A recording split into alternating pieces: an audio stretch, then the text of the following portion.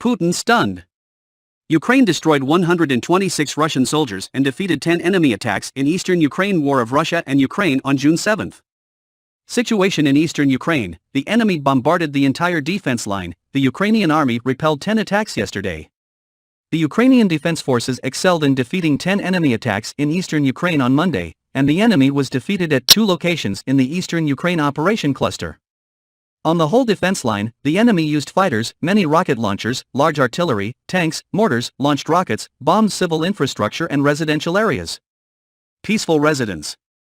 Many houses and villages were destroyed by the enemy. The enemy has to pay a heavy price, as I destroyed many of the enemy's military vehicles and defeated all the attacks. The occupants fired on more than 20 settlements in the Donetsk and Luhansk regions. Much of the infrastructure was destroyed, but we completely defeated the enemy attacks yesterday, forcing the enemy must retreat away from the attack position. 126 Russian soldiers were killed after the attacks were defeated. The Ukrainian defense forces destroyed 11 tanks, 5 artillery systems, 6 armored fighting vehicles and 2 ammunition depots. The enemy troops continued to fall into a passive position when the arsenals were destroyed yesterday, preventing them from continuing their attack. Ukrainian air defense units shot down 2 Orlan-10 drones over Ukraine's Donbass.